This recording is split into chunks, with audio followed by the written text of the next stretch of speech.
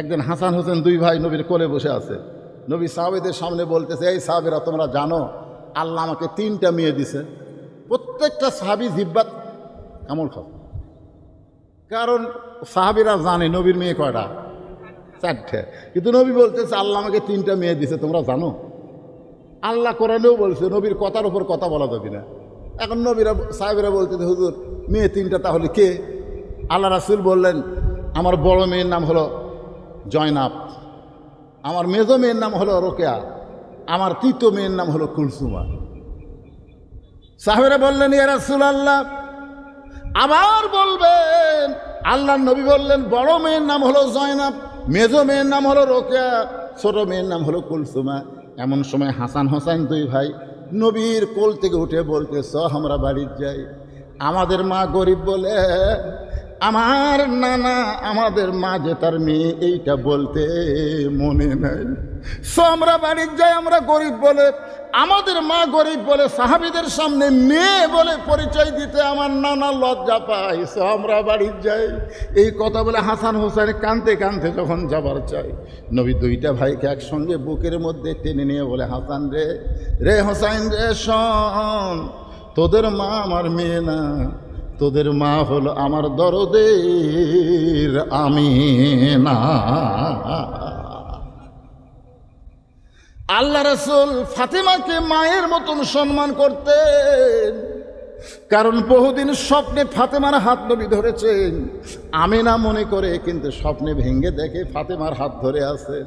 রাসূল বলে, ফাতেমা তুই আমার মেয়ে, কিন্তু তোর কলিজার ভালোবাসা হলো আমার মা আমিনা। ফাতেমা বলে, বাবা আমার মা খাদিজা যখন দুনিয়া থেকে বিদায় নিত, বিদায় নেওয়ার আগে শুধু কাঁদতো আর কাঁদতো। আমি মার কাছে গিয়ে বললাম, মা আপনি এরকম কেন কাঁদতেছেন? আমার মা আমার হাতটা ধরে বলে, ফাতেমা রে, জয়নাবের বিয়ে হয়েছে চলে গেছে, রোকেয়ার বিয়ে হয়েছে চলে গেছে, কুলসুমার বিয়ে হয়েছে চলে গেছে, কিন্তু আমি মরে যাওয়ার পর তোদের বাপকে কে দেখবে মা? তোদের বাপকে দেখার মতন কেউ থাকলো না। ফাতেমা বলে, মা কোনো চিন্তা করো না, তুমি যেমন মাকে দরদ দিয়ে ভালোবেসেছ, আমি আমার বাবাকে তেমন দরদে থাকতে চাই। আমার বাবা ছাড়া আমি কোনোদিন চলে যাব না। যখন ফাতেমার বয়স হয়ে গেল, নবী চিন্তায় পড়ে গেলেন, বিয়ে দেওয়া লাগবে। আল্লাহ বলে, হাবিব কোনো চিন্তা করেন নাই, এমন একটা পাত্র আমি পছন্দ করেছি, বিয়ে দিলেও ফাতেমা আপনার কাছে থাকবে। সেই পাত্র হলো আলী, আলী হবে ফাতেমার স্বামী। জোরে কন্যা সুবহানাল্লাহ। ফাতেমা জুব্বাখানা নিয়ে খাদিজার ঘরের মধ্যে ঢুকেছেন কাপড়ের কাপড় পরানোর জন্যে। নবী দরজা বন্ধ করে দিলেন। কিছুক্ষণ পরে ফাতেমা কাফনের কাপড় পরানোর পরে যখন দরজা খুলল, খোলা মাত্র নবী তাকায় দেখে ফাতেমা মুস্কি মুস্কি হাসতেছে। নবী চমকে গিয়ে বলে, ফাতেমা কাঁদতে কাঁদতে জুব্বা নিয়ে ঢুকলা কাফনের কাপড় পরানোর জন্যে, হাসতে হাসতে কেন দরজা খুললে মা? ফাতেমা বলতেছে, বাবা কাঁদতে কাঁদতে কেন ঢুকলাম এটাও আপনি জানেন, হাসতে হাসতে কেন দরজা খুললাম এটাও আপনি জানেন। রাসূল বলে, ফাতেমা কাঁদতে কাঁদতে ঢুকলে এটা আমি জানি, কারণ মেয়ে তার মাকে কাফনের কাপড় পরাবে, অবশ্যই কাঁদবে, কিন্তু হাসতে হাসতে দরজা খুললাম এটা তো আমি জানি না। ও ফাতেমা এইটা তো আমি জানি না। ফাতেমা বললেন, বাবা আমি আগে মনে করতাম আপনি ভিতরের খবরও জানেন বাহিরের খবরও জানেন, কিন্তু এখন দেখতেছি আপনি শুধু বাহিরের খবর জানেন, ভিতরের খবর জানেন না। রাসূল বললেন, মা ইয়ান্তিকু আনিল হাওয়া ইন হুয়া ইল্লা ওয়াহয়ুহা, আমি নবী ততক্ষণ জানি না যতক্ষণ আমাকে না জানায়। জোরে কর না সুবহানাল্লাহ। মক্কা বিজয় হয়ে গেল। গভীর রাত্রে আল্লাহর নবী মক্কা থেকে মদিনায় হিজরত করেছিলেন। নবী যখন মক্কা থেকে মদিনায় হিজরত করেছিলেন, তখন নবীর সাহাবীর সংখ্যা হলো মাত্র 300 জন। জোরে বলেন কয়শো? মদিনায় যাওয়ার পরে 8ম হিজরিতে আল্লাহর নবী 10,000 সাহাবী নিয়ে মক্কার দিকে রওনা দিলেন। মক্কার কাফেররা মুসলমানের বিশাল একটা মিছিল দেখে ভয়ে তারা মক্কা ছেড়ে মক্কার পাহাড়ের গুহায় আত্মগোপন করলেন। বিনা যুদ্ধে আল্লাহ মুসলমানকে মক্কা বিজয় দিয়ে দিল। ধরে কোন সুবহানাল্লাহ। আপনারা এখানে একটা দিনে সুবহানাল্লাহ যারা করলেন তারা খেয়াল করেন তো, নবী যখন মক্কা থেকে মদিনায় হিজরত করলেন তখন মুসলমানের সংখ্যা ছিল কয়শো? তাহলে এই 1313 বৎসরে, মক্কার 13 বৎসরে মুসলমানের সংখ্যা হলো 300 জন। 13 বছরে কয়শো জন? আর হিজরত করার পরে মদিনায় যায় 8 বৎসরে 10,000 সাহাবি নিয়ে মক্কার দিকে রওনা, মক্কা বিজয়। তাহলে 8 বছরে কয় হাজার আর 13 বছরে কয়শো? আপনারা বলেন তো কারণ কি? নবীর উম্মত হিসাবে একটু চিন্তা করা দরকার যে 13 বছরে 300 জন আর 8 বছরে 10,000 নিয়ে মক্কা বিজয়। কারণ কোনো কারণ নেই? অবশ্যই কারণ আছে। বর্তমানে বাংলাদেশে মক্কার ইসলাম চলতেছে, মক্কার ইসলাম। আমরা যতই ওয়াজ করি, ওয়াজ দিয়ে মুসল্লি নামাজি হবে না। যতই ওয়াজ করি, গতকালও যা ছিল আজকে ওয়াজের পরে তাই হবি। আমার কথা কি বুঝতে পারলে? মানে ওয়াজ দিয়ে নামাজি বেশি হবে না। মক্কা যখন বিজয় হয়ে গেল, আল্লাহ রসুল লক্ষ্য করে দেখলেন হাজার হাজার সাহাবীর চোখে আনন্দ। প্রত্যেকটা সাহাবী একটা আনন্দ মিছিল করবে যে আল্লাহ বিনা যুদ্ধে মক্কা বিজয় দিল, তারা আনন্দ মিছিল করবে।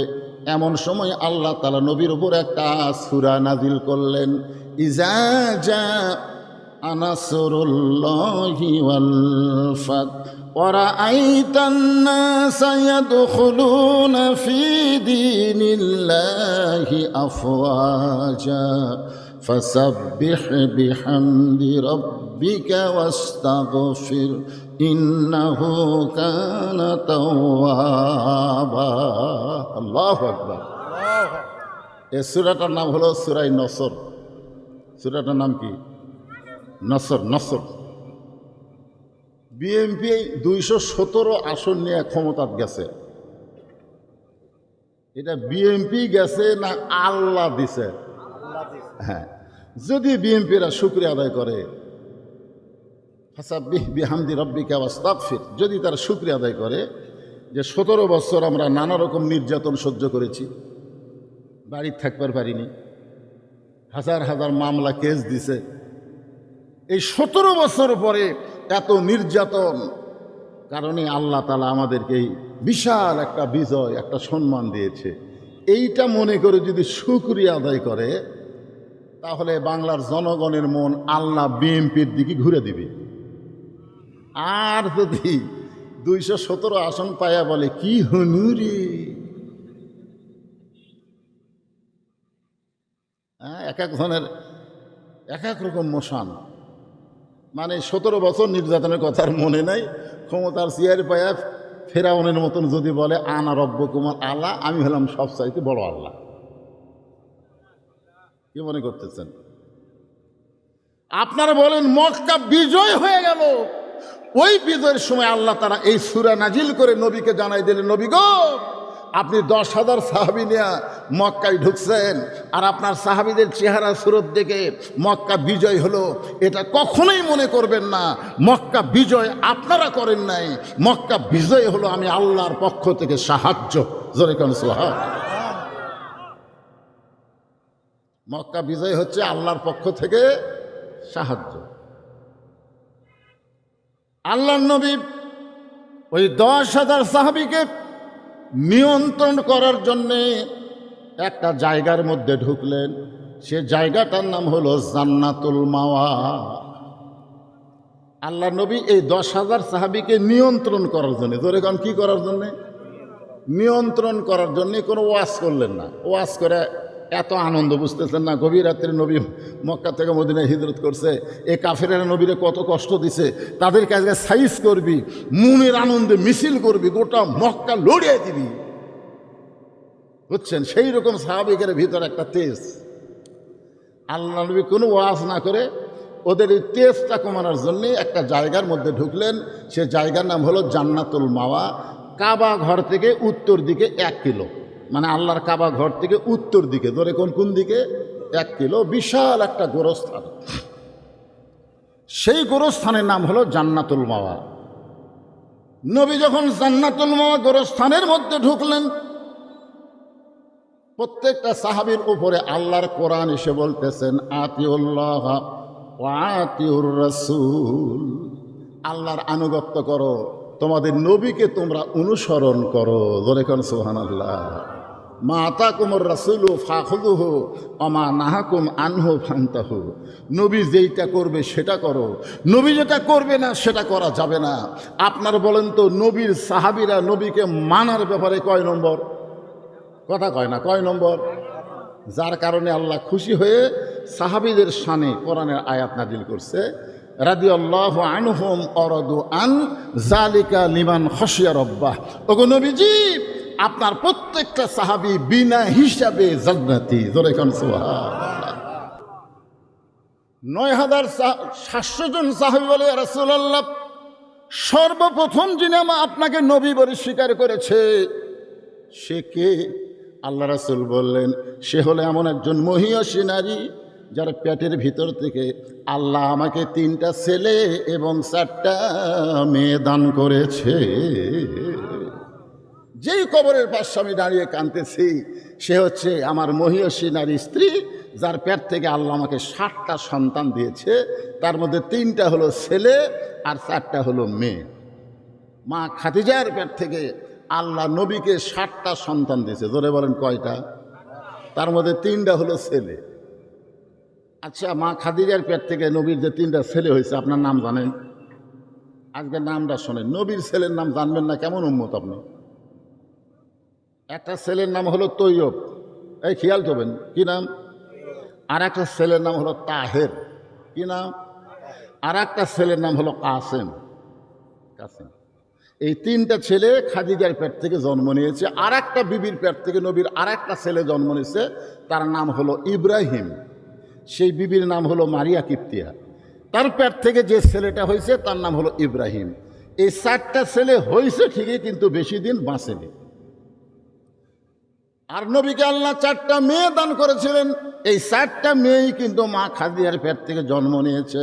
বড় মেয়ের নামটা হলো জয়নাব, নবীর বড় মেয়ের নাম হলো জয়নাব। জোরে বলেন নাম কি? দ্বিতীয় মেয়ের নাম হলো রোকেয়া, তৃতীয় মেয়ের নাম হলো কুলসুমা, আর সবচাইতে ছোট যে মেয়েটা মা খাদিজার পেট থেকে জন্ম নিয়েছে তার নাম হলো ফাতেমা জহুরা। সাহাবীরা সবাই লক্ষ্য করে দেখে আল্লাহ নবীর চোখের পানি গাল বেয়ে বেয়ে এই দাড়ি ভিজে নিচে টপ টপ করে পড়তেছে। আবু বকর হাঁটু গেড়ে বসে বলি, ইয়া রাসূলুল্লাহ, আজকে মক্কা বিজয়ের দিনে আমরা সবাই আনন্দ করার নিয়ত করেছিলাম, আনন্দ তো বিজয় মিছিল করতেই পারলাম না, বরং কবরের পাশে এমন করে কাঁদতেছেন। সমস্ত সাহাবেরা মানে, ও আল্লাহর নবী, যেই কবরকে সামনে নিয়ে আপনি এমন করে কাঁদতেছেন, আমরা সেই মহিয়সী নারী আমাদের মা খাদিজা সম্পর্কে আমরা জানতে চাই। আল্লাহ রাসূল বললেন, সাহাবীরা রে, আমার খাদিজা সম্পর্কে তোমরা কি জানবে? আমার খাদিজা মক্কার সবচাইতে ধনবতী রমণী ছিল। আমার খাদিজার যত সম্পদ ছিল সব সম্পদ আল্লাহ রাস্তায় দান করেছে। আমার খাদিজা দেখতে কেমন ছিল এইগুলো কিছুই আমি আজকে তোমাদের বলবো না। তোমরা যখন আমার খাদিজা সম্পর্কে শুনতে চাও, তাহলে খাদিজার জীবনের একটা আমল ছিল। সেই আমলটা হলো খাদিজা সবসময় মরণকে স্মরণ করত। আমার এই বিবি খাদিজার জীবনের সবচাইতে বড় আমল হলো মরণকে স্মরণ করত। আজকে যারা এখানে বসে আছেন, আমি কাউকে বলবো না যে আপনি মৃত্যুকে ভয় করেন, কবরকে ভয় করেন, এ কথা আমি বলবো না। কিন্তু মৃত্যু আর কবরকে আপনি স্মরণ করেন। স্মরণ বোঝেন যে এখান থেকে বাড়ি যাওয়ার কোনো গ্যারান্টি আমার নাই। আপনি এইটুকু স্মরণ করেন, এখান থেকে বাড়ি যাওয়ার গ্যারান্টি যদি না থাকে, তাহলে এশার নামাজ বাদ দিয়া কারা কারা ওয়াজ শুনতেছেন একটু চিন্তা করেন, একটু চিন্তা করেন যে বাড়ি যাওয়ারই আপনার গ্যারান্টি নাই, তাহলে এশার নামাজ বাদ দিলেন। ফজরের আগে যদি আপনার মৃত্যু হয়ে যায়, আপনি কোন দলিলে মুসলমান? আপনি এশার নামাজ ইচ্ছা করে বাদ দিয়ে ফজর আগে আপনি মরে গেলেন, কোরআন হাদিসের একটা দলিল দিয়েও আপনাকে মুসলমান বলা যাবে না।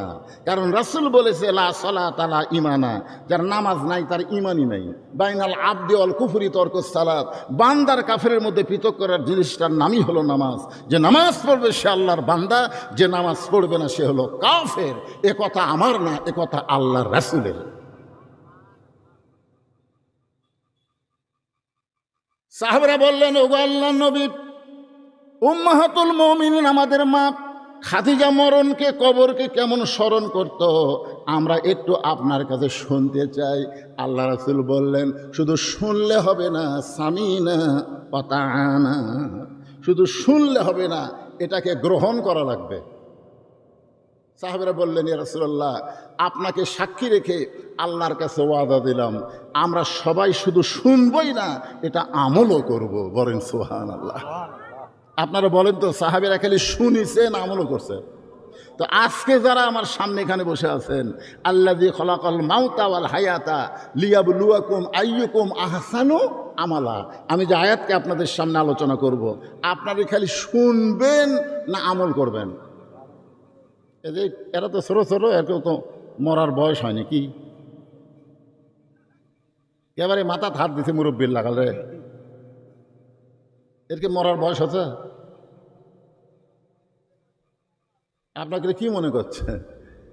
এই ছোটো ছোটো বাচ্চারা দেখেন, আপনারা সব পিছনে পিছনে বসছেন, আপনাদের ভিতরে মিন শারিল ওয়াসওয়াসিল খান্নাস আছে। খান্নাস বোঝেন না? ও আর যদি ষাটে তো থাকবো না, ষাটে ঘরের মধ্যে বসে থাকবো, করে পিছন থেকে ছট করে উঠে যাবো। কিন্তু এদের মধ্যে এই ধোঁকা নেই। এই জন্য এরা একেবারে সামনে বসেছে। সামনে বসার কারণ হলো এরা সাধারণ মায়ের সন্তান না, এদের মাগুলো আল্লাহওয়ালা ভালো মা। ধরে খান সুবহানাল্লাহ। কারণ সন্তান ভালো এটা বাপের কারণে হয় না, সন্তান ভালো হয় মায়ের কারণে। এরকে মাও ভালো। কি মুসকি মুসকি হাসো কে? তোমাকে আসলে মাও ভালো, বাপ যা হয় হোক, মাওগুলা ভালো। বাবায় আনন্দে মাতিয়া সাগরে ভাসাইয়া, সেই যে চইলা যায় খবর লয় না। মাজন ধরিয়াই উদরে কতই যতন করে, 10 মাস পরে পায় প্রসবের বেদনা। এমন দরদি ভবে কেউ হবে না আমার মা, মা গো। সুবহানাল্লাহ।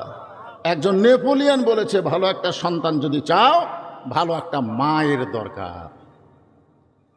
একটু মনোযোগ দিয়ে শুনবেন। রাসূল বললেন, তাহলে শোনো, গভীর রাত্রে আমি নবী ঘুম থেকে চেতন পাইছি। চেতন পাওয়ার কারণ হলো এই কবরে যে শায়িত আছে সেই খাদিজা আমার ডান হাতখানা বুকের মধ্যে নিয়ে, একটু মনোযোগ দিয়ে শুনবেন। খলাকাল মাউতা ওয়াল হায়াতা আয়াতকে সামনে নিয়ে তাফসির করতেছি। এই ডান হাতখানা বুকের মধ্যে নিয়ে খাদিজা ফুফায় ফুফায় কাঁদতেছে। আল্লাহ রাসূল চমকে বলে, খাদিজা, আমি নবী ঘুমাই, দুনিয়ার সবাই ঘুম পাড়তেছে, আর আপনি এমন করে গভীর রাত্রে কেন কাঁদতেছেন? খাদিজা বলে, রাসূলুল্লাহ, আপনি না ঘুমাইলে আমি কোনো দিন ঘুমাই না। হুজুর, আপনি যখন ঘুমায় গেছেন, এমন সময় আমি ঘুমানোর জন্য নিয়ত করতেছি। ঘুমের আগে একটা দোয়া আছে না নাই? লালগঞ্জ জেলা বাবা, দোয়াটা কি কত দেখি? থাক থাকে কয়ে দাও। এই টুপি আলা হুজুর, তুমি কো, তুমিও পারো না? ঘুমের আগে দোয়া শেখায়নি হুজুররা? মাদ্রাসাত পড়ো না?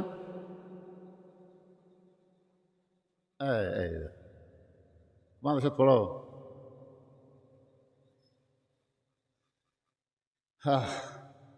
এই দোয়াটার খালি বাংলা অর্থ যদি আপনি জানতেন, তাহলে আপনি ঘুমের সময় ইয়ার কি মারে ঘুমাবার পারতেন না। এশার নামাজ না পড়ে আপনি কোনোদিন ঘুমাতে পারতেন না, এই দোয়ার যদি বাংলা অর্থ বিশ্বাস করতেন। আল্লাহ তাহলে এভাবে দোয়া পড়লে হবে না। খাদিজা বলতেছে, ইয়া রাসূলুল্লাহ, হুজুর আপনি যখন ঘুমায় গেছেন, আমি যখন ঘুমের নিয়ত করে বলতেছি, আল্লাহুম্মা বিইসমিকা আমুতু, এই আমুতু শব্দ উচ্চারণ করার সঙ্গে আমি দেখতে পাই আমার সামনে অন্ধকার একটা কবর, যেই কবরে কোনো দরজা নাই, যেই কবরে কোনো জানলা নাই, যেই কবরে কোনো বাতি নাই, যেই কবরে কোনো সাথী নাই, যেই কবরে কোনো বিছনা বালিশ নাই। আপনি বলেছেন সবার শেষে যেই ব্যক্তি কবরে যাবে, ওই কবরের জগতে তাকে একা একা 50,000 বছর থাকা লাগবে। ওগো আল্লাহর নবী, ওই 50,000 বছর আমি খাদিজা একা একা কবরে কেমনে থাকবো, এই চিন্তায় আমার চোখে ঘুম ধরে না, আমার চোখটা দর দর করে পানি পড়তেছে। সঙ্গে সঙ্গে আল্লাহর নবী খাদিজাকে বুকের মধ্যে চেপে ধরে খাদিজার কপালে একটা চুমা দিয়ে বললেন, খাদিজা, ওই আল্লাহর শপথ করে বলতেছি, ঈমান গ্রহণ করার পরে আপনি আল্লাহর সঙ্গে যে সম্পর্ক গড়ে তুলেছেন, আল্লাহ আপনার কবরকে জান্নাত বানায়া দিবে। লিল্লাহ আপনারা বলেন তো, কবরকে যদি আল্লাহ জান্নাত বানিয়ে দেয়, তাহলে 50,000 বছর কি, আর 1,00,000 বছর কি, আর 1,00,00,000 বছর কি? কোনো সমস্যা আছে? আল্লাহ রাসূল বলতেছেন যে ঈমান গ্রহণ করার পরে আপনি আল্লাহর সঙ্গে যে সম্পর্ক গড়ে তুলেছেন, আল্লাহ আপনার কবরকে জান্নাত বানিয়ে দিবে। তাহলে এখানে আপনার কি বুঝলেন? ভাই সবাই একটু খেয়াল করেন, রাসূল কি বলতেছেন? ঈমান গ্রহণ করার পরে সম্পর্ক করা লাগবে কার সাথে? তা আপনাকে সম্পর্ক কার সাথে?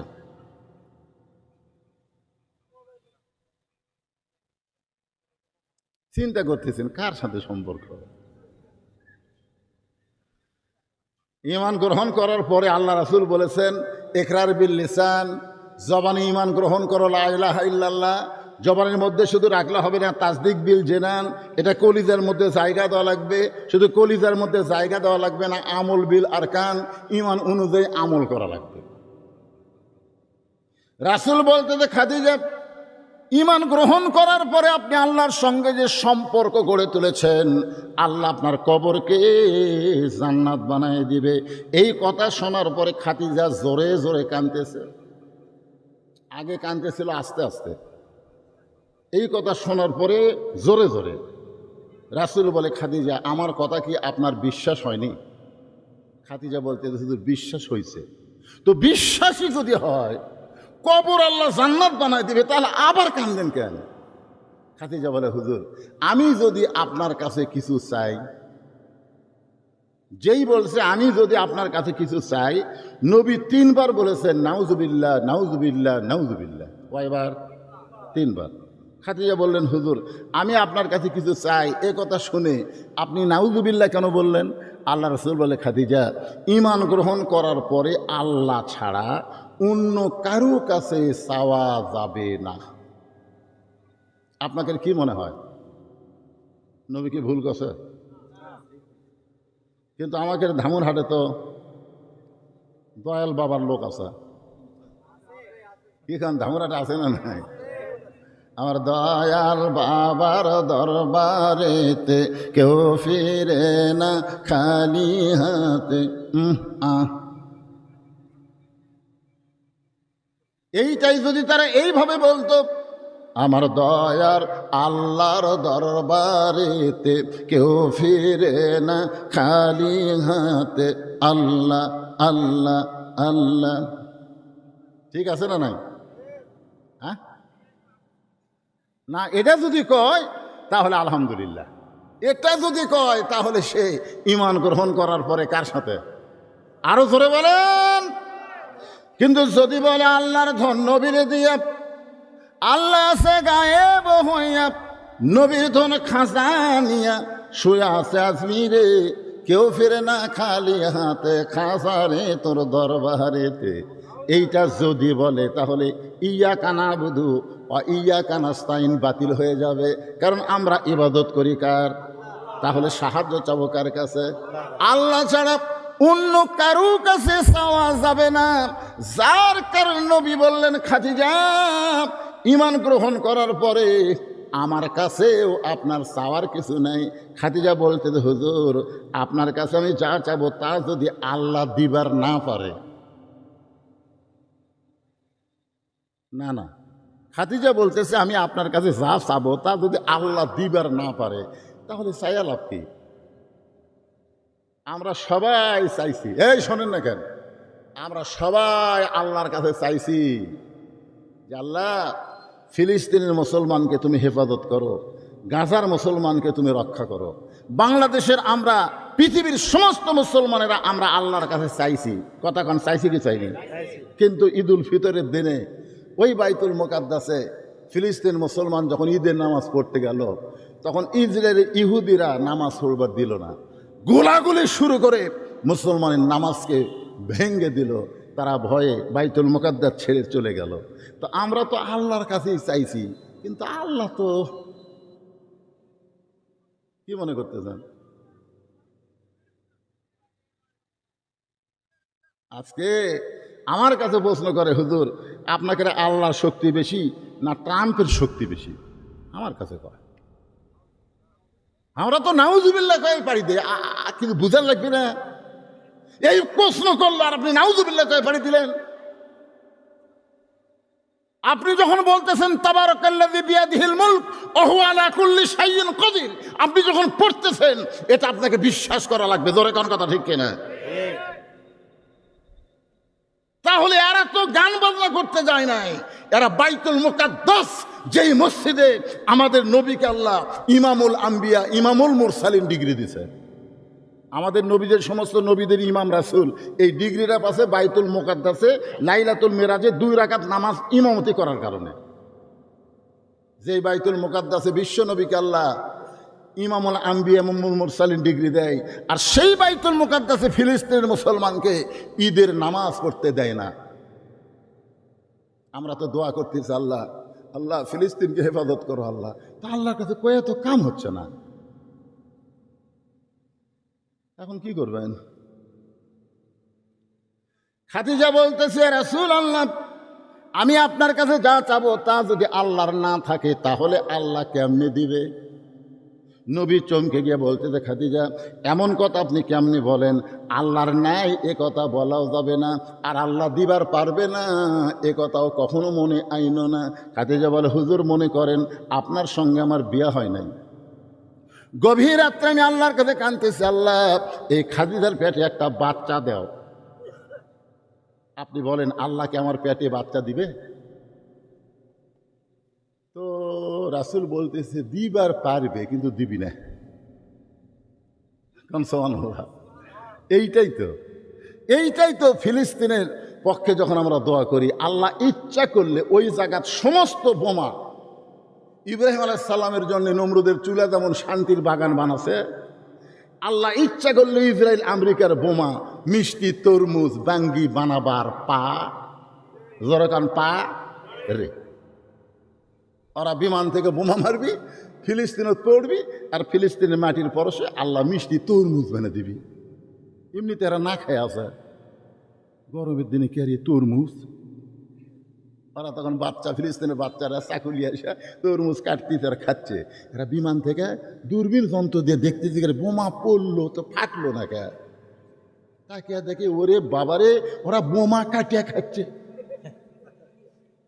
ডোনাল্ড ট্রাম্পও খবর দিচ্ছে, আর হবি না, বোমা চলবি না, কারণ মুসলমানের দোয়া কে কবুল করছে?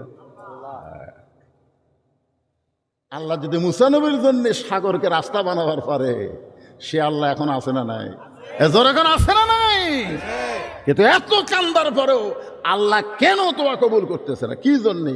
এই আসল জিনিসটা আজকের এই আয়াতের ভিতর দিয়ে আমাদেরকে শিখতে হবে, জানতে হবে এবং বাস্তবে গ্রহণ করা লাগবে। রাজি আছেন ভাইজান? একটু মনোযোগ দিয়ে শুনবেন। আল্লাহ রাসূল বলতেছে, খাদিজা আল্লাহ দিবার পারলেও দিবে না, কারণ একজনকে আল্লাহ দিয়েছিল স্বামী ছাড়া সন্তান, তার নাম হলো মরিয়ম। ধরে বলেন তার নাম কি? আল্লাহ একটা সন্তান দিয়েছে, বাপও নাই মাও নাই, তার নাম হলো আদম। আদমকে আল্লাহ বাপ মা ছাড়া দুনিয়াতে তৈরি করেছে, আর ঈসাকে আল্লাহ বাবা ছাড়া দুনিয়াতে প্রেরণ করেছে। কিয়ামত পর্যন্ত পুরুষের স্পর্শ ছাড়া আর কোনো নারীর রেহেমে, নারীর গর্ভে কোনো সন্তান পয়দা হবে না। ও খাদিজা, এমন কঠিন কঠিন প্রশ্ন কেন করতেছেন? আপনি মূলত আমার কাছে কি চান? খাদিজা বলে, হুজুর দীর্ঘ 3 বছর আমি আপনাকে কষ্ট করে গাড়ি হীরার মধ্যে খাবার পৌঁছায় দিছি, দিনে 2 বার করে। ধরে কোন কয়বার করে? দীর্ঘ কয় বছর? 3 বছর। মাটি থেকে 2600 ফুট উপরে একটা পাহাড়ের গর্তের মধ্যে আপনি সাধনা শুরু করলেন। আমি যতবার খাবার নিয়ে যাই প্রত্যেকবার গিয়ে দেখি আপনি মাথা নিচু করে বসে আছেন। আমি খাদিজা আপনার দিকে তাকায় দেখি আপনি আছেন, কিন্তু আপনার ভিতরে আপনি নাই। আপনি আছেন হুজুর, কিন্তু আপনার ভিতরে আপনি নাই। আমি খাদিজা আশ্চর্য হয়ে যখন দাঁড়িয়ে থাকি, কিছুক্ষণ পরে আপনার ভিতরে আপনি এসে আমার দিকে মুখ তাকায় মুচকি হাসি দেন। ওগো আল্লাহ নবী, এই যে 3 বছর আমি দৈনিক 2 বার আপনাকে খাবার দিতে গিয়ে দেখেছি, ডুব দিলে ডুবারও হবে, মুনি মুক্তা খুঁজে পাবে, পুরা হইবে মনস্কাম, বাম স্তনের 2 আঙ্গুল নিচে তোমার কলব সাগরের মোকাম। আল্লাহু আকবার। আমি খাবার রেডি করছি, আমি সকালবেলার খাবার নিয়ে আপনার কাছে যাব। এমন সময় গাড়ি হীরা থেকে আপনি কাঁপতে কাঁপতে নিচে চলে আসলেন। আমি খাদিজা বলতেছি, ইয়া রাসূলুল্লাহ, আমি তো আপনার কাছে খাবার নিয়ে যাচ্ছি, আপনি কেন নিজে নেমে আসলেন? আপনি তখন বললেন, জাম্বিলুনি জাম্বিলুনি, আমাকে কম্বল দিয়ে ঢেকে দাও। ও খাদিজা, আমাকে কম্বল দিয়ে ঢেকে দাও।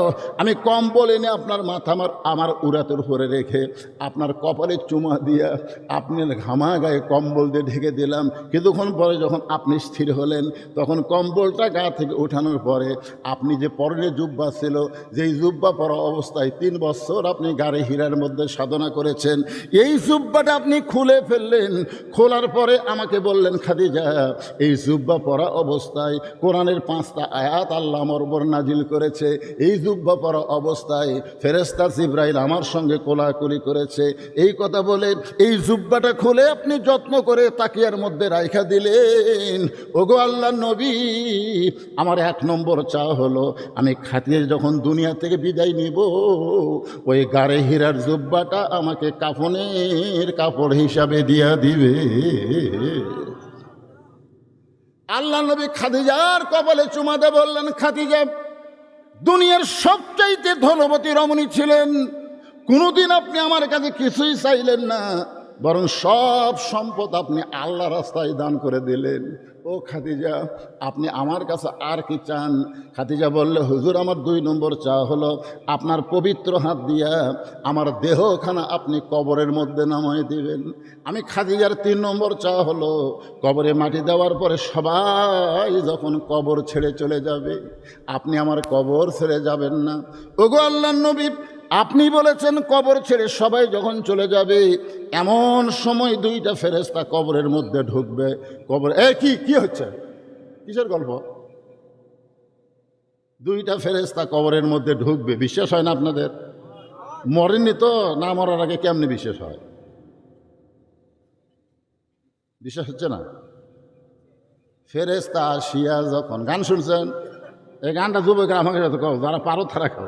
ফেরেশতা আসিয়া যখন জিজ্ঞাসা করিবে, দিন কি তোমার মাবুদকে, বা তখন কি বলিবে? নবী, মুনকির নাকির ফেরেশতা যখন আমি খাদিজাকে 3টা প্রশ্ন করবে, আমি উত্তর দিবার পারবো না, আমার পক্ষ থেকে আপনাকে উত্তর দেওয়া লাগবে। এই 3টা চাওয়া যদি আপনি পুরা করতে পারেন, কবরকে নিয়ে, মৃত্যুকে নিয়ে আমি খাদিজার কোনো দিন কাঁদব না।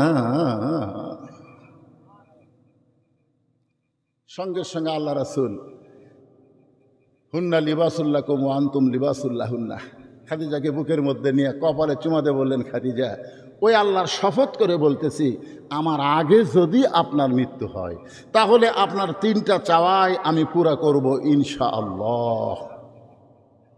এখানে কিন্তু নবী কি বলছেন?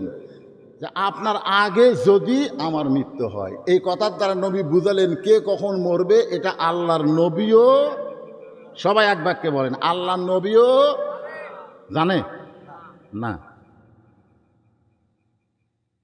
আমরা অনেক সময় নিজেরা মনে হয় জানি, সেই রকম ভাবলে চলি। আমার জিনিস খালি বগুড়া থেকে ঘুরে আসে তো সাইজ কর্ম। আমার এলাকাতে একজন এক সাধারণ মানুষকে হুমকি মারছে এক চামচা নেতা, আমার জিনিস খালি বগুড়া যাবো ঘুরে এসাই তো সাইজ করবো রে। মুই তো ভয় থরথর করতেছে, আল্লাহ বগুড়ার থেকে ঘুরে এসাই সাইজ করবি। ওই পালসার মোটর সাইকেল দিয়ে যাচ্ছে, কাহালো 4 মাথা, বুঝছেন? পশ্চিম দিক থেকে যখন পূর্ব দিকে পার হচ্ছে, ইতিমধ্যে ঘুটঘুটি ব্রেক দুর্বল, ওর সাথে বাজা গেছে ভাই। ওর মোটর সাইকেলের কিছুই হয়নি, বুঝলেন? মোটর সাইকেল টাচ করে পড়ে অন্যদিকে চোঁ করে চলে গেছে, কিন্তু উই পড়ছে ভুটভুটির তলায়, কয়েক জায়গা ভাঙ্গে গেছে। অক্ত হাসপাতালে নিয়ে গেছে, একেবারে রোবটের মতন ব্যান্ডেজ করে থোছে। কে দেনার কাছে খবর দিয়েছে, যাই তো ঘুরে এসে হুমকি দিল, ওই এখন হাসপাতালে।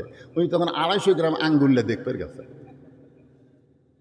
দেখবার যাই বলতে, ভাই কি খবর ভাই, তুমি ঘুরে যাই না আমার সাইজ করবা? তখন কান দেওয়ার বলে, ভাই সাইজ করার মালিক আমি না রে, সাইজ করার মালিক হলো আল্লাহ। কখন বুঝিস এটা? বুঝিস কখন? কি মনে করতেছেন? আল্লাহ নবী যেখানে বলতেছেন একটা হুজুর উঠলো আর একটা খেজুর উঠলো, দুটার খুব মিল আছে নাকি এই দুটার?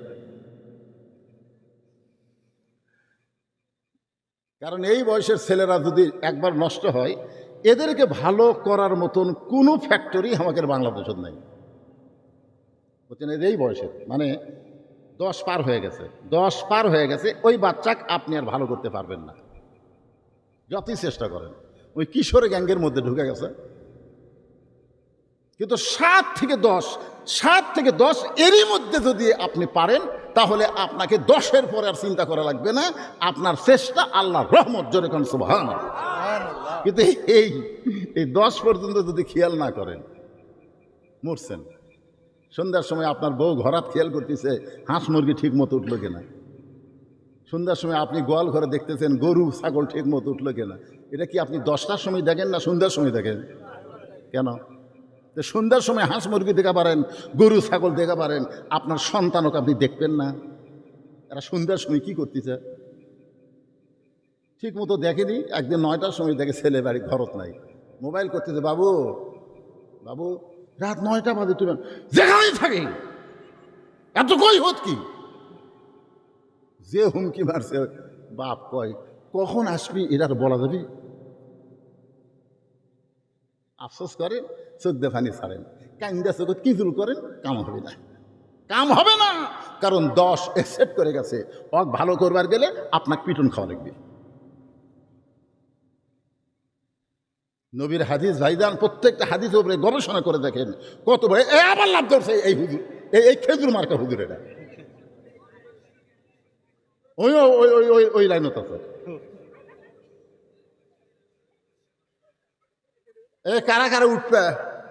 কারণ এখন যে কঠিন এবং বিষয় আপনাদের সামনে আসতেছে, ওটা বসা করলে এই আধ্যাত্মিক আলোচনা আপনারা বুঝতে পারবেন না। কারণ স্বামী নাও তা না, যারা এশার নামাজ পড়ে নাই, ফজর থেকে আজকে নামাজ পড়তে তারা বাধ্য হয়ে যাবে ইনশাআল্লাহ। খালি মনোযোগ দিয়ে শোনেন। যখনই দেখলাম এই মাহফিল মসজিদের উন্নয়ন কল্পে যুবকেরা করতেছে, এই যুবকেরা 5 ওয়াক্ত নামাজ পড়ে কিনা আগে সেটা জানা দরকার। জোরে কোন কথা ঠিক কিনা? তোমরা 5 ওয়াক্ত নামাজ মারবা না, মসজিদের উন্নয়ন করে লাভ কি রে?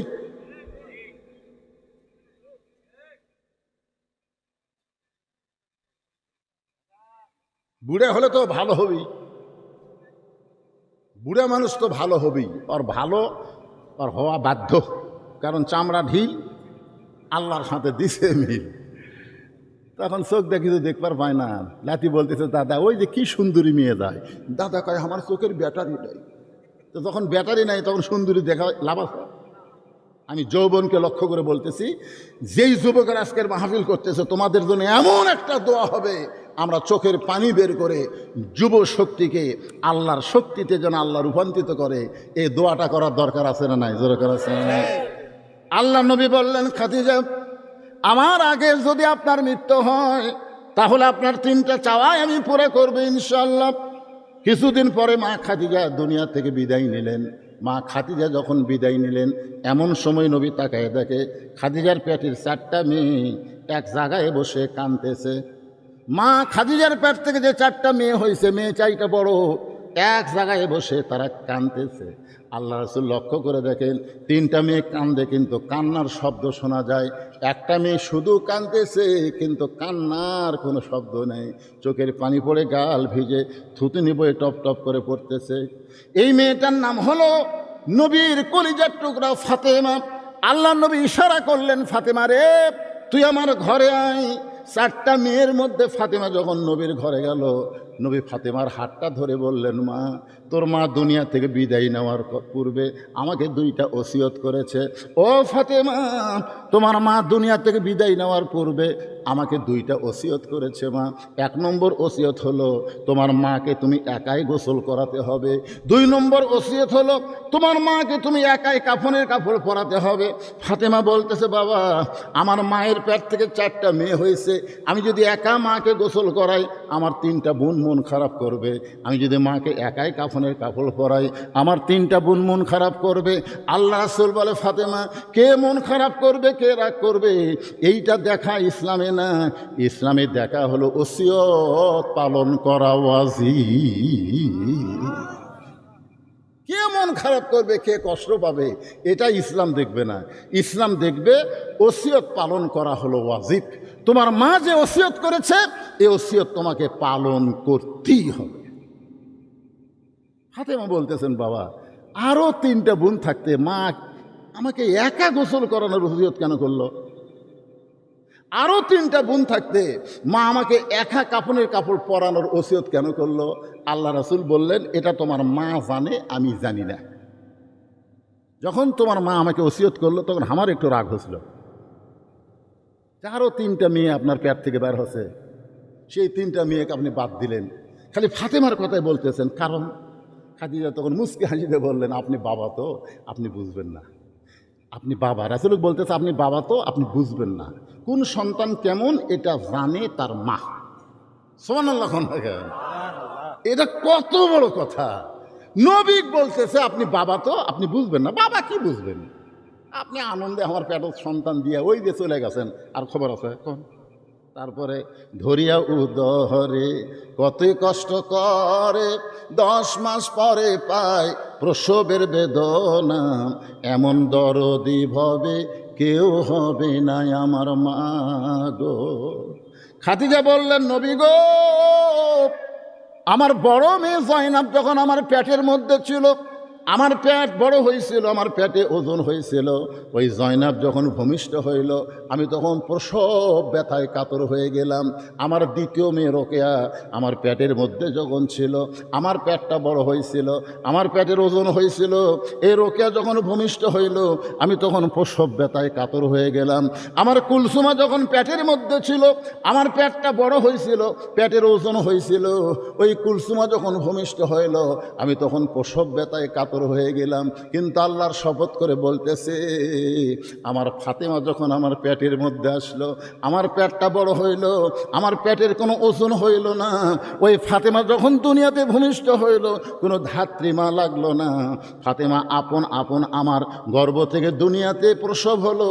আমি লক্ষ্য করে তাকায় দেখি আমার তো কষ্ট হয়নি। ফাতেমা ওই ছোট্ট বাচ্চা দুইটা কচি হাত দিয়া তার ইজ্জত ঢেকে দুনিয়াতে আসলো। আমি মা হইয়া আজও পর্যন্ত ফাতেমার ইজ্জত দেখতে পাই নাই। ওগো আল্লাহর নবী, যে মেয়েটা জন্মের সময় এমন পর্দা নিয়ে জন্ম নেয়, এই মেয়ে দুনিয়ার সাধারণ কোনো মেয়ে না। ওই মেয়েটা যেন আমাকে গোসল করায় দেয়, ওই মেয়েটা যেন আমাকে কাফনের কাপড় পরায় দেয়। রাসূল বললেন, ফাতেমা তোমার মা ওসিয়ত করেছে, এই ওসিয়ত পালন করা হলো ওয়াজিব। এখান থেকে আমাদের একটা শিক্ষা নিতে হবে, আমাদেরও মরার আগে ওসিয়ত করা দরকার। মরার আগে কোন জমি কোন ছেলেক দিবেন, কোন জমি কোন মেয়েক দিবেন, এই ওসিয়ত না, এই দুনিয়ার সম্পদের ওসিয়ত না। মরার সময় আপনার 1 নম্বর ওসিয়ত হলো আমার কবর কারা খুঁড়বে। যেই কবরে আমাকে 50,000 বছর থাকা লাগবে, যেই বাড়িতে আমার থাকার গ্যারান্টি নেই, সেই বাড়ি বানাচ্ছি ভালো মিস্ত্রি দিয়ে। আমি 3 তলা বাড়ি বানাবো ভাই, এলাকার ভালো মিস্ত্রি কেড়ে। তখন বলে এলাকার ভালো মিস্ত্রি গেলে মঙ্গল গ্রাম যাওয়া দেখবি, মঙ্গল বাড়ি যাওয়া দেখবি। আমি তাই করব। ওই মঙ্গল বাড়ি থেকে ভালো মিস্ত্রি না দুনিয়ার বাড়ির ভিত করতেছে, তাহলে যেই কবরে 50,000 বছর থাকা লাগবে সেই কবর খোঁড়ার জন্য ভালো মিস্ত্রির দরকার আছে না নাই? ভালো মিস্ত্রিকে আমাদের এলাকার কেউ মরলে ওরাই 5 জন, মানে কেউ মরলি ওরাই 5 জন। আচ্ছা, যাই মরছে তার কাছে এসে বলতেছে, তা প্রতিনিধি তারা আছে, ওই হোক যে ভাই আমরা তো কবর খুঁড়বে যাচ্ছি, 5 প্যাকেট সিগারেট দাও।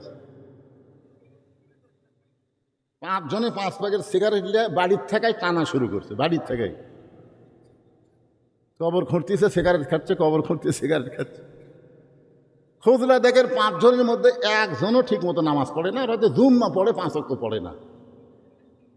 এরকম বেনামাজ যদি আপনার কবর খোঁড়ে তাহলে আপনার কবরে যাওয়ার পরে আযাব কম হবে না বেশি হবে? কথা কর না হুজুর, কথা কর না। আপনি ওসিয়ত করবেন আমাকে মৃত্যুর উপরে গোসল কে করাবে?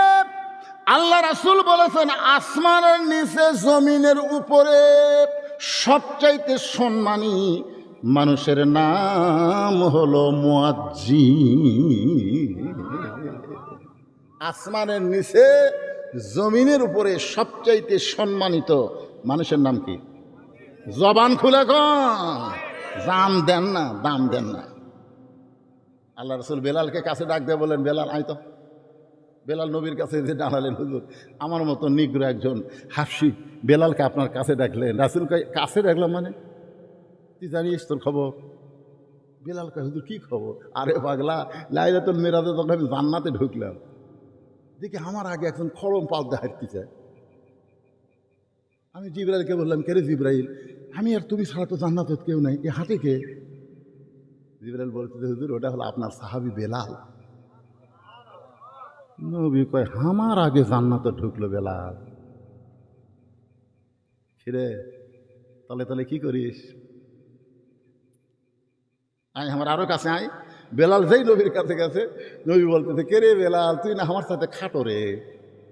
বেলাল কয়, হুজুর যে কি কয়, আমি হলাম মুয়াজ্জিন, আপনি হলেন ইমাম, তা আপনার চাইতে তো আধ হাত খাটো হয় ভালো। আল্লাহ রাসূল বলে, বেলাল আজকে দুনিয়াতে তুমি আমার চাইতে খাটো। ওই আল্লাহর শপথ করে বলতে যে হাসরের ময়দানে আল্লাহ তোমার মাথা ইমামের উপরে দিয়া দিবে। বেলাল মাটিতে পড়ে গিয়া কান্দে। বেলাল ছোট বাচ্চার মতন কান্দের বলে, ও আল্লাহর নবী, আপনার মাথার উপর আমার মাথা উঠবে এইটা আমি পছন্দ করি না। আল্লাহর রাসূল বলে, বেলাল রে, তুই পছন্দ না করলে কি হবে বাবা? কিয়ামত পর্যন্ত যারা মসজিদে আজান দিবে সেই মুয়াজ্জিনকে আল্লাহ বেলালের সাথে মাথা উঁচু করে নূরের টুপি পরায়া দিবে।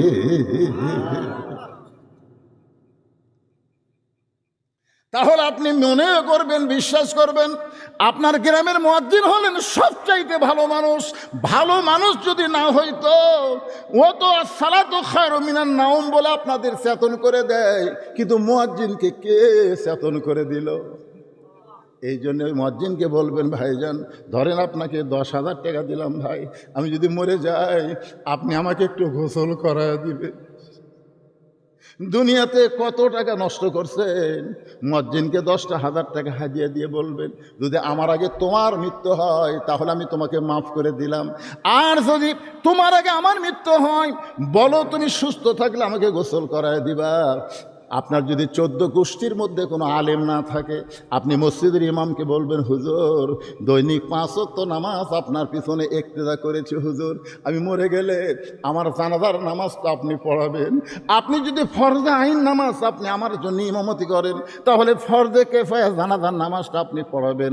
ধরেন 10,000 টাকা হাদিয়া এলেন, যদি আমার আগে আপনার মৃত্যু হয় তাহলে আমি মাফ করে দিলাম।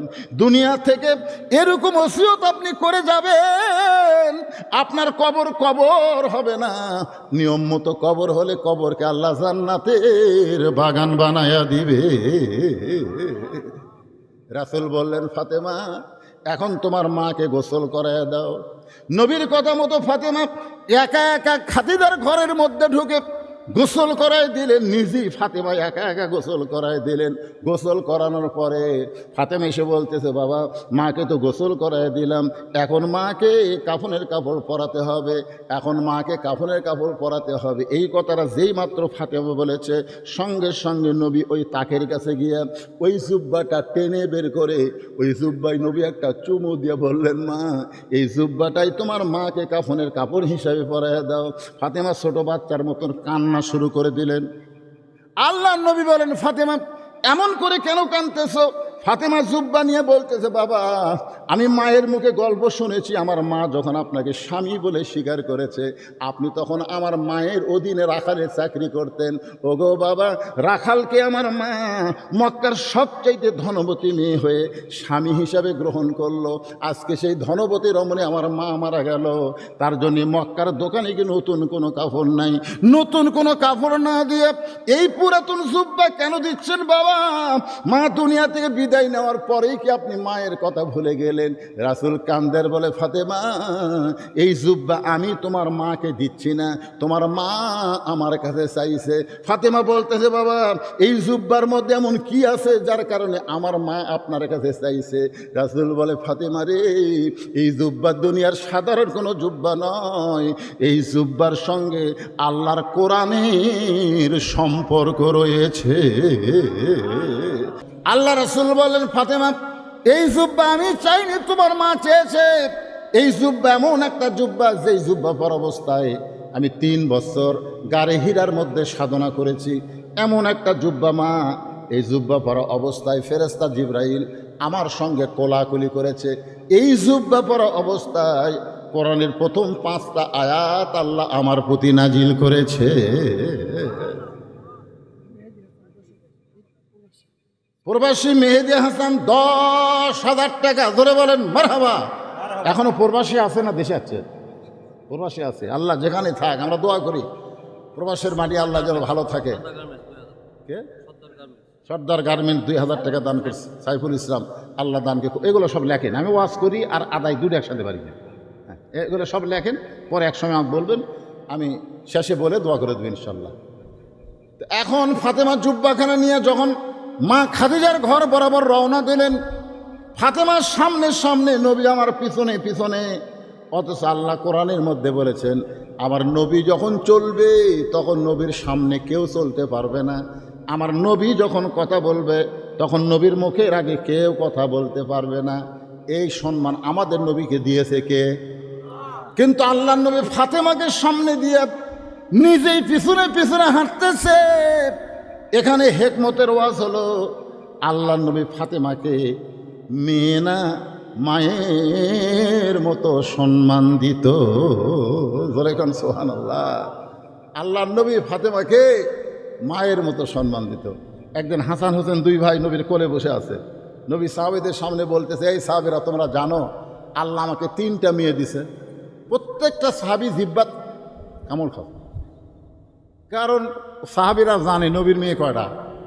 4টে। কিন্তু নবী বলতেছে আল্লাহ আমাকে 3টা মেয়ে দিছে, তোমরা জানো? আল্লাহ কোরআনেও বলছে নবীর কথার উপর কথা বলা যাবে না। এখন নবীরা সাহাবীরা বলতেছে, হুজুর মেয়ে 3টা তাহলে কে? আল্লাহ রাসূল বললেন, আমার বড় মেয়ের নাম হলো জয়নাব, আমার মেজো মেয়ের নাম হলো রোকেয়া, আমার 3য় মেয়ের নাম হলো কুলসুমা। সাহাবীরা বললেন, ইয়া রাসূলুল্লাহ আবার বলবেন? আল্লাহ নবী বললেন, বড় মেয়ের নাম হলো জয়নাব, মেজো মেয়ের নাম হলো রোকেয়া, ছোট মেয়ের নাম হলো কুলসুমা।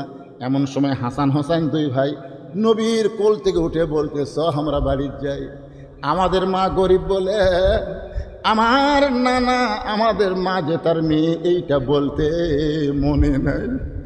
আমরা বাড়ির যাই, আমরা গরিব বলে, আমাদের মা গরিব বলে সাহাবীদের সামনে মেয়ে বলে পরিচয় দিতে আমার নানা লজ্জা পায়। আমরা বাড়ির যাই। এই কথা বলে হাসান হোসেন কাঁদতে কাঁদতে যখন যাবার চাই, নবী 2টা ভাইকে একসঙ্গে বুকের মধ্যে টেনে নিয়ে বলে, হাসান রে, রে হোসেন রে, শোন, তোদের মা আমার মেয়ে না, তোদের মা হলো আমার দরদের আমিনা। আল্লাহ রাসূল ফাতেমাকে মায়ের মতন সম্মান করতেন। কারণ বহুদিন স্বপ্নে ফাতেমার হাত নবী ধরেছেন, আমিনা মনে করে কিন্তু স্বপ্নে ভেঙে দেখে ফাতেমার হাত ধরে আছেন। রাসূল বলে, ফাতেমা তুই আমার মেয়ে, কিন্তু তোর কলিজার ভালোবাসা হলো আমার মা আমিনা। ফাতেমা বলে, বাবা আমার মা খাদিজা যখন দুনিয়া থেকে বিদায় নিত, বিদায় নেওয়ার আগে শুধু কাঁদতো আর কাঁদতো। আমি মার কাছে গিয়ে বললাম, মা আপনি এরকম কেন কাঁদতেছেন? আমার মা আমার হাতটা ধরে বলে, ফাতেমা রে, জয়নাবের বিয়ে হয়েছে চলে গেছে, রোকেয়ার বিয়ে হয়েছে চলে গেছে, কুলসুমার বিয়ে হয়েছে চলে গেছে, কিন্তু আমি মরে যাওয়ার পর তোদের বাপকে কে দেখবে মা? তোদের বাপকে দেখার মতন কেউ থাকলো না। ফাতেমা বলে, মা কোনো চিন্তা করো না, তুমি যেমন মাকে দরদ দিয়ে ভালোবেসেছ, আমি আমার বাবাকে তেমন দরদে থাকতে চাই। আমার বাবা ছাড়া আমি কোনোদিন চলে যাব না। যখন ফাতেমার বয়স হয়ে গেল, নবী চিন্তায় পড়ে গেলেন, বিয়ে দেওয়া লাগবে। আল্লাহ বলে, হাবিব কোনো চিন্তা করেন নাই, এমন একটা পাত্র আমি পছন্দ করেছি, বিয়ে দিলেও ফাতেমা আপনার কাছে থাকবে। সেই পাত্র হলো আলী, আলী হবে ফাতেমার স্বামী। জোরে কন্যা সুবহানাল্লাহ। ফাতেমা জুব্বাখানা নিয়ে খাদিজার ঘরের মধ্যে ঢুকেছেন কাপড়ের কাপড় পরানোর জন্য। নবী দরজা বন্ধ করে দিলেন। কিছুক্ষণ পরে ফাতেমা কাফনের কাপড় পরানোর পরে যখন দরজা খুললো, খোলা মাত্র নবী তাকায় দেখে ফাতেমা মুস্কি মুস্কি হাসতেছে। নবী চমকে গিয়ে বলে, ফাতেমা কাঁদতে কাঁদতে জুব্বা নিয়ে ঢুকলা কাফনের কাপড় পরানোর জন্যে, হাসতে হাসতে কেন দরজা খুললে মা? ফাতেমা বলতেছে, বাবা কাঁদতে কাঁদতে কেন ঢুকলাম এটাও আপনি জানেন, হাসতে হাসতে কেন দরজা খুললাম এটাও আপনি জানেন। রাসূল বলে, ফাতেমা কাঁদতে কাঁদতে ঢুকলে এটা আমি জানি, কারণ মেয়ে তার মাকে কাফনের কাপড় পরাবে, অবশ্যই কাঁদবে, কিন্তু হাসতে হাসতে দরজা খুললাম এটা তো আমি জানি না। ও ফাতেমা এইটা তো আমি জানি না। ফাতেমা বললেন, বাবা আমি আগে মনে করতাম আপনি ভিতরের খবরও জানেন বাহিরের খবরও জানেন, কিন্তু এখন দেখতেছি আপনি শুধু বাহিরের খবর জানেন, ভিতরের খবর জানেন না। রাসূল বললেন, মা ইয়ান্তিকু আনিল হাওয়া ইন হুয়া ইল্লা ওয়াহয়ুহা, আমি নবী ততক্ষণ জানি না যতক্ষণ আমাকে না জানায়। জোরে কর না সুবহানাল্লাহ। এই কথার দ্বারা বোঝা গেল আমাদের নবী গায়েবের খবর জানে। জোরে কর জানে। কতকগুলো বাবার দলেরা বলে আমাদের বাবা গায়েবের খবর জানে। গায়েবের মালিক হচ্ছেন আল্লাহ। রাসূল বলেছেন, আমি যা জানি তোমরা তা জানো না, আমিও জানি না যতক্ষণ আল্লাহ আমাকে না জানায়। ও ফাতেমা হাসতে হাসতে দরজা কেন খুললি? মা আমি একটু শুনতে চাই। আল্লাহর নবী বলতে, ফাতেমা আমি শুনতে চাই। ফাতেমা বললেন, বাবা যদি শুনতে চান তাহলে আপনি একটু বসেন বাবা, কারণ কোনো কিছু শুনতে গেলে বসা হলো আপনার কথা মতো সুন্নাত। সুবহানাল্লাহ। তখন নবী দরজার কাছে বসে গেছে। এবার ফাতেমা মুস্কি মুস্কি হাসতেছে আর বলতেছে, বাবা আমি যখন আপনার জুব্বা আমার মাকে পরাবার গেছি, ইয়ানজুরু বিনুরিল্লাহ, আমি তখন নজর করে দেখি আমার মায়ের পরনে আল্লাহ আরশ থেকে জান্নাতের পোশাক পরাইয়া দিছে।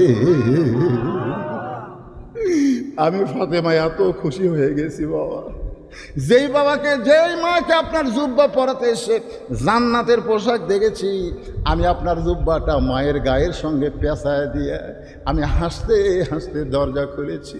এ কথা শোনার সঙ্গে সঙ্গে নবী বসা অবস্থায় মাটিতে এরকমটা ঠেস দিয়া খুব জোরে জোরে কান্না শুরু করে দিলেন। ফাতেমা বললেন, বাবা আমার মায়ের পরনে আল্লাহ জান্নাতের পোশাক পরায় দিয়েছে, এইটা শোনার পরে আপনি কেন কাঁদতেছেন? রাসূল বলে, ফাতেমা রে এই কান্না কোনো দুঃখের কান্না নয় মা, এই কান্না হলো আমার জীবনের সবচাইতে আনন্দের কান্না। তুই জানিস না রে ফাতেমা, আল্লাহ যখন আমাকে নবুয়ত দান করলো আমি তখন চিন্তায় পড়ে গেলাম, আমাকে কে নবী বলে স্বীকার করবে? আল্লাহ তো আমাকে নবুয়ত দিল, কিন্তু নবী বলে স্বীকার করবে কে? ও ফাতেমা সর্বপ্রথম আমাকে নবী বলে স্বীকার করেছে যিনি, তিনি হলেন তোমার মা, আমার দরদের বিবি খাদিজা। সর্বপ্রথম স্বামীকে নবী বলে স্বীকার করে নেওয়া, এটা জাতা কথা। এত বছর হলো ওয়াজ করতেছি, এখন পর্যন্ত বইয়ের কাছ থেকে হুজুর স্বীকার করাবার পারলাম। টাকা 1000 হাতও দিল সব সকাল নতুন টাকা একবার খেলে হুজুর কয় তা কয় জনগণ আপনাকে চিনে না তাই হুজুর কয়। বইয়ের কাছে হুজুর হওয়া খুবই কঠিন, বুঝছেন? আজকাল বাংলাদেশে যত পীর আছে একটা পীরদের বউ কিন্তু মুরিদ হয়নি। খোঁজরা দেখুন, একটা পীরের বউ মুরিদ হয়নি। কারণ পীরের বউ জানে আমার পীর সাহেব মাঝে মধ্যে মুরিদের বইয়ের দিকে তাকায়, এই লুচ্চার হাতে মুরিদ হমো। আমার ওয়াজে আপনারা শুনছেন বড় ডাক্তারের বইয়ের সিজার লাগে না। যারা বড় ডাক্তার তারা বউ কোনদিন সিজার করে না, কারণ সিজার করলে মায়ের ক্ষতি, বাচ্চার ক্ষতি। 2 নম্বর হলো মৌলানার বাড়িতে কোনো দিন মিলাদ লাগে না, এরা পরের বাড়িতে পড়ায়, নিজের বাড়িতে লাগে না। আর একটা হলো পীরের বউ কোনো দিন মুরিদ হয় না। আর নবীর বউ নবীকে নবী বলে স্বীকার করেছে। কারণ কি? লাকাদ কানা লাকুম ফি রাসূলিল্লাহি উসওয়াতুন হাসানা। আমরা এমন একজন নবী পাইছি ভাগ্য গুণে, যেই নবীর বাহিরেও নবী, ভিতরেও নবী। জোরে কান সুবহানাল্লাহ। যেই নবীর সম্পর্কে আল্লাহ বলেছেন ওয়া ইন্নাকা লাআলা খুলুকিন আযীম, লাকাদ কানা লাকুম ফি রাসূলিল্লাহি উসওয়াতুন হাসানা। আল্লাহর নবী খাদিজার দেহখানা কবরের মধ্যে নামাই দিচ্ছেন, ছোট বাচ্চার মতন কাঁদতেছেন। আবু বকর বলে রাসূলুল্লাহ, আপনি যদি কবরে নামানোর সময় এমন করে কাঁদেন তাহলে আমরা কেমনে সহ্য করব? রাসূল বলে সাহাবীরা রে, এই খাদিজাকে কবর দিচ্ছি, তোমরা জানো এই খাদিজার খবর, এই খাদিজার জীবনের এমন একটা আমল। আমি কোনোদিন রাত্রেবেলা যতই রাত হোক না কেন, আমি যখন কলেমার দাওয়াত দিয়ে ফেরত আসি, যাওয়ার সময় খাদিজা দরজা বন্ধ করে দেয় আমি যাওয়ার পর, কিন্তু যখন দাওয়াত দিয়ে ফেরত আসি কোনোদিন রাত 1টা, কোনোদিন 2টা, কোনোদিন 3টা, তখন তো ঘড়ি ছিল না। আমি যখনই দরজার কাছে এসে দাঁড়াইতাম, খাদিজা না খা, এই শব্দটাও আমাকে কোনো দিন বলা লাগে নাই। আমি দাঁড়ানো মাত্র ওই দরজা খুলে যা। আমি নবী খাদিজার বুকের মধ্যে নিয়ে বলি, খাদিজা কোনোদিন আপনাকে ডাকা লাগলো না, আপনি কেমনে দরজা খোলেন জানতে চাই। খাদিজা বলে, নবী গো, আপনি যখন কলেমার দাওয়াত দিবার বের হয়ে যান, আমি তখন এই দরজার ফাঁকে নাক লাগায় দাঁড়িয়ে থাকি। আপনি যখন আসেন আপনার দেহের সুগন্ধ মিষ্কাম্বর, আমি বুঝবার পারি আমার নবী আইছে, আমি তখনই দরজা খুলে দেই। আমি বললাম, খাদিজা তাহলে কি আপনি কোনো দিন ঘুমাবেন না? খাদিজা বলে, হুজুর ওই দিন আমি একলা ঘুমাবো যেদিন আমার মৃত্যু হবে। যেদিন আমার মৃত্যু হবে সেই দিন একলা ঘুমাবো, আর জীবিত থাকা অবস্থায় আপনাকে বুকে না নিয়ে আমি কোনো দিন ঘুমাবো না। রাসূল বলে, আবু বকর, আমার খাদিজা আজকে একলা ঘুমায় গেল। আমি নবীও থাকতে চাই তার সঙ্গে, কিন্তু ইসলামের নিয়ম না। আমার মন চাইলেও আমি খাদিজার কাছে থাকতে পারলাম না। নবী আমার কবর থেকে উঠে গেল। কবরে মাটি দেওয়ার পরে সবাই যখন কবর থেকে চলে যায়, আল্লাহর নবী খাদিজার কবর ছাড়েন না।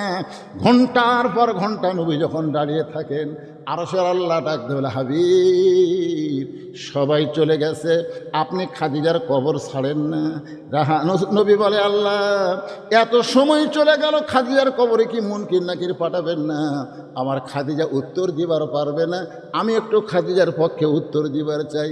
আল্লাহ বলে, হাবিব রে, আপনি শুধু খাদিজাকে ভালোবাসেন তা মনে করবেন না, আমি আল্লাহ খাদিজারে ভালোবাসি। নবী বলেন, আল্লাহ খাদিজাকে আমি আমার বিবি আমি ভালোবাসি, কিন্তু আপনি ভালোবাসেন কেন? আল্লাহ বলে, হাবিব আপনার কি মনে নাই? দুনিয়ার সবাই ঘুমিয়ে গেছে, আপনিও ঘুমিয়ে গেছেন, কিন্তু আপনার খাদিজা ঘুমায়নি। আল্লাহুম্মা বিইসমিকা আমুতু আল্লাযী খলাকাল মাউতা ওয়াল হায়াতা। খাদিজা মৃত্যুকে স্মরণ করে, কবরকে স্মরণ করে আপনার হাতটা বুকের মধ্যে নিয়ে এত কাঁদা কেঁদেছে। আমি রহমান রহিম আল্লাহ, যারা দুনিয়াতে জীবিত থাকা অবস্থায় মৃত্যুকে স্মরণ করবে, কবরকে স্মরণ করে, কবরের পাথেও জোগাড় করে, আমি আল্লাহর সঙ্গে যারা সম্পর্ক করে কবরের মধ্যে আসবে, তাদের কবরে মুনকির নাকির যাবে না, আমি আল্লাহ তাদের পক্ষে উত্তর দিয়া দিব। লিল্লাহে তার মধ্যে 1 নম্বর হচ্ছে নামাজ। আপনি নামাজ নিয়ে যদি কবরে যাওয়ার পারেন, মানে নামাজ পড়তে পড়তে আপনার মৃত্যু আছে, কিংবা হয়তো আপনি নামাজ পড়তে পড়তে অসুস্থ হয়ে গেছেন আর সুস্থ হননি, নামাজ পড়বার আর পাননি, সেটা একই কথা। কবরে যাওয়ার পরে আপনি যখন শুয়ে পড়বেন, সবাই মাটিতে যখন চলে যাবে, মুরগি নাকি তো প্রথম মশান নিয়ে ঢুকবে, বুঝলেন? মশান নিয়ে ঢুকা বলে, মান রব্বুকা, তোমার রবকে। তখন ওই মৃত্যু ব্যক্তি শুয়েই থাকবি, ওই ব্যক্তির নামাজ দাঁড়ে দেবি। নামাজ দাঁড়ায় বলে, এই আগে তোরকে পরিচয় দে, তোরা কে? তোকে চামড়া মুনকিন নাকি? কার কাছে? এতে শুয়ে আছে, উঠবার পারবি না, মুনকিন নাকি? আল্লাহ আমাকে প্রশ্ন করা বলে পাঠাছে, আমি কি দেখতে পেরেছি? তুমি কি? আমি এই ব্যক্তির নামাজ। সুবহানাল্লাহ খান। মুনকিন নাকি এই ব্যক্তি 10 বছর থেকে নামাজ ধরছে, 70 বছরে মারা গেছে। তাহলে 60 বছরে প্রতিদিন 5 ওয়াক্ত করে নামাজ পড়লে কত ওয়াক্ত নামাজ হয় হিসাব দে। মুনকিন নাকির কয়, ভাই আমাদের কাছে তো ক্যালকুলেটর নাই, ঠিক আছে ভাই বুঝবে। আচ্ছা 5 ওয়াক্ত করে হলে হিসাব করতে একটু কষ্ট হচ্ছে, তাহলে চিন্তা কর 5 ওয়াক্ত ফরজ হলো 17 রাকাত, তাহলে প্রতিদিন যদি 17 রাকাত ফরজ পড়ে 60 বছরে কত রাকাত? মুরগির নাকির কয়, হিসাব তোর কঠিন হয়ে গেল, খালি ফরজের হিসাব ধরছি, বেতের সুন্নত নফল হিসাব দে। মুশপাস না এই লোকটা মসজিদের মধ্যে যাই, মসজিদ ঢুকাই প্রথমে নিয়ত করার পরে কি কথা? আলহামদুলিল্লাহি রব্বিল আলামিন। এর দুনিয়াতে নিয়ত করার পরে সূরা ফাতিহার প্রথমেই যে আলহামদুলিল্লাহ রব্বিল আলামিন দিয়ে শুরু করলো, রুকুর যে সুবহান রব্বিল আজিম করলো, সেজদার যে সুবহান রব্বিল আলা করলো, এতবার রব রব রব রব করে কেবল কবরতে এসে ঘুমাচ্ছে, আবার রব। তোরকে রবের কি হতে রে? মুনকির নাকির ভয়ে কবরে কোরআন যে কয়, আল্লাহ মান রব্বুকা প্রশ্ন করার সাথে সাথে নামাজ যে খেপা খেয়েছে, আল্লাহ কয় যে নামাজ না কবরে যাচ্ছে, আর সব প্রশ্নের উত্তর হয়ে গেছে। ধরে করছে।